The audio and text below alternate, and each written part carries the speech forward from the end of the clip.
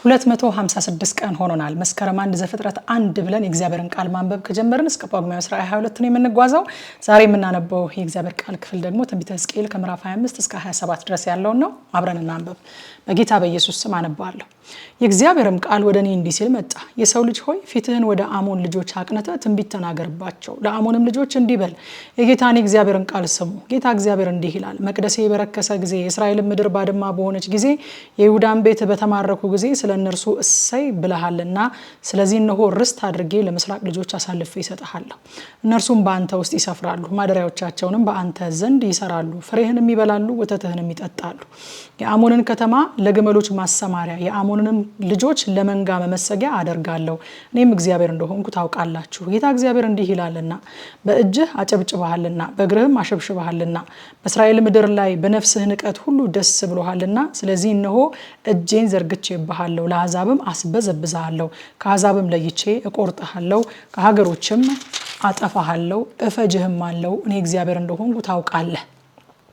ጌታ እግዚአብሔር እንዲህ ይላል፣ ሞዓብና ሴይር እነሆ የይሁዳ ቤት እንደ አሕዛብ ሁሉ ነው ብለዋልና፣ ስለዚህ እነሆ የሞዓብን ጫንቃ ከከተሞቹ በዳርቻው ካሉ የምድሩ ትምክህት ከሆኑት ከተሞቹ ከቤት የሺሞት፣ ከበዓል ሜዮን፣ ከቂርያታይም ከአሞን ልጆች ጋር ለምስራቅ ልጆች እከፍታለሁ። የአሞን ልጆች በአሕዛብ መካከል ከእንግዲህ ወዲህ እንዳይታሰቡ ርስት አድርጌ እሰጣቸዋለሁ። በሞዓብም ላይ ፍርድን አደርጋለሁ። እኔ እግዚአብሔር እንደሆንኩ ያውቃሉ።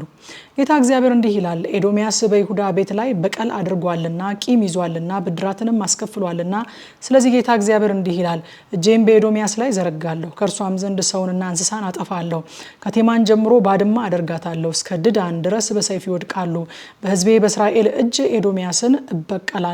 እንደ ቁጣይና እንደ መዓቴ መጠን በኤዶምያስ ያደርጋሉ፣ በቀሌንም ያውቃሉ ይላል ጌታ እግዚአብሔር።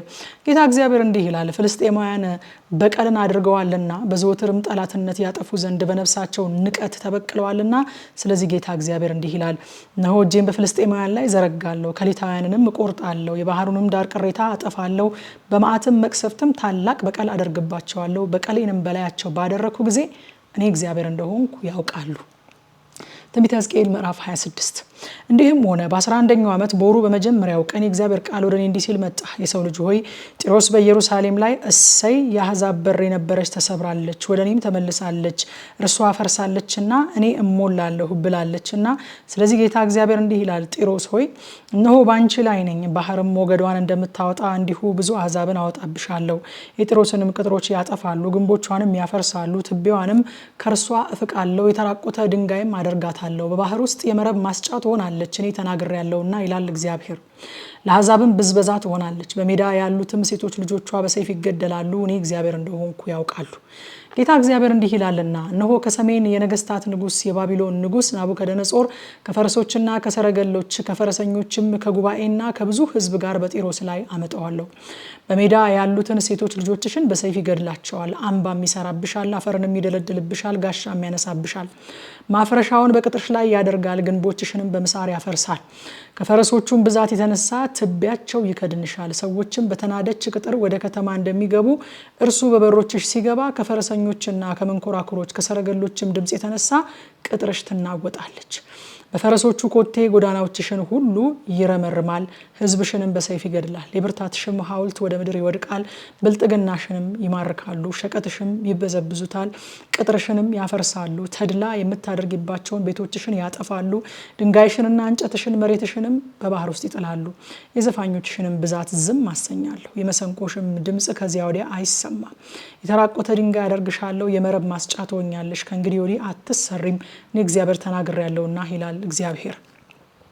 ጌታ እግዚአብሔር ጢሮስን እንዲህ ይላታል፣ የተወጉት ባንቋረሩ ጊዜ በውስጥሽ እልቂት በሆነ ጊዜ ከውድቀትሽ ድምፅ የተነሳ ደሴቶች ይነዋወጡ የለምን? የባህርም አለቆች ሁሉ ከዙፋኖቻቸው ይወርዳሉ፣ መጎናጸፊያዎቻቸውን ያመጣሉ፣ ወርቀ ዘቦ ልብሳቸውንም ያወልቃሉ፣ መንቀጥቀጥን ለብሰው በመሬት ላይ ይቀመጣሉ፣ ሁሉ ጊዜ ይንቀጠቀጣሉ፣ በአንቺም ይደነቃሉ፣ በአንቺም ላይ ሙሾ ያሞሻሉ። እንዲህም ይሉሻል፣ በባህር የተቀመጥሽ በባህርም ውስጥ የጸናሽ ከሚቀመጡበትሽም ጋር በዙሪያሽ የሚኖሩትን ሁሉ ያስፈራሽ የከበርሽ ከተማ ሆይ እንዴት እንዴት ጠፋሽ? አሁን በውድቀትሽ ቀን ደሴቶች ይንቀጠቀጣሉ፣ በባህርም ውስጥ ያሉ ደሴቶች ከመጥፋትሽ የተነሳ ይደነግጣሉ። ጌታ እግዚአብሔር እንዲህ ይላልና ሰው እንደሌለባቸው ከተሞች ባድማ ከተማ ባደረኩሽ ጊዜ፣ ቀላዩንም ባወጣሁብሽ ጊዜ፣ ብዙ ውሆችን በከደኑሽ ጊዜ የቀድሞም ሕዝብ ወዳሉበት ወደ ጉድጓድ ከሚወርዱት ጋር አወርድሻለሁ። የሚኖርብሽም እንዳይገኝ ወደ ጉድጓድ ከሚወርዱት ጋር ቀድሞ በፈረሰችው ስፍራ በታችኛይቱ ምድር አኖርሻለሁ።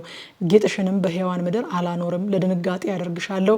እንግዲህም አትኖሪም፣ ትፈለጊያለሽ፣ ለዘላለም አትገኝም ይላል ጌታ እግዚአብሔር። ትንቢተ ሕዝቅኤል ምዕራፍ 27። የእግዚአብሔር ቃል ወደ እኔ እንዲህ ሲል መጣ። አንተ የሰው ልጅ ሆይ ስለ ጢሮስ ሙሾ አድርግ።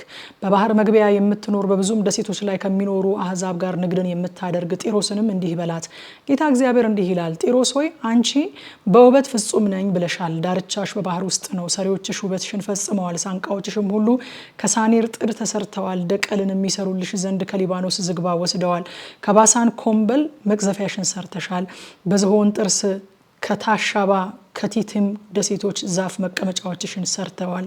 ዓላማ እንዲሆንልሽ ሸራሽ ከግብጽም በፍታና ከወርቀ ዘቦ ተሰርቷል። መደረቢያሽም ከኤሊሳ ደሴቶች ሰማያዊና ቀይ ሐር ተሰርቷል። የሲዶናና የአራድ ሰዎች ቀዛፎችሽ ነበሩ። ጢሮስ ሆይ ጥበበኞችሽ በአንቺ ዘንድ ነበሩ፣ የመርከቦችሽ መሪዎች ነበሩ። በአንቺ ውስጥ የነበሩ የጌባል ሽማግሌዎችና ጥበበኞቿ ስብራትሽን ይጠግኑ ነበረ። ከአንቺም ጋር ይነግዱ ዘንድ የባህር መርከቦች ሁሉና መርከበኞቻቸው በመካከልሽ ነበሩ። ፋርስና ሉድ ፉጥም በሰራዊትሽ ሰልፈኞች ነበሩ። ጋሻና ራስ ቆርም በአንቺ ውስጥ ያንጠለጥሉ ነበረ፣ እነርሱም ውበትሽን ሰጡ። የአራድ ሰዎችና ሰራዊቶችሽ በቅጥሮችሽ ላይ በዙሪያ ነበሩ። ገማዳውያንን በግንቦችሽ ውስጥ ነበሩ። ጋሻቸውን በዙሪያሽ በቅጥር ላይ አንጠለጠሉ፣ ውበትሽንም ፈጽመዋል።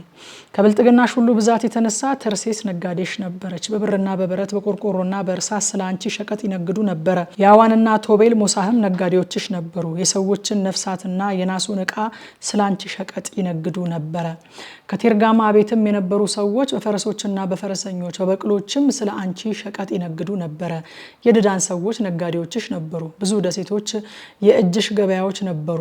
ይለውጡ ዘንድ የዝሆን ጥርስና ዞጲ ያመጡልሽ። ከስራሽ ብዛት የተነሳ ሶሪያ ነጋዴሽ ነበረች።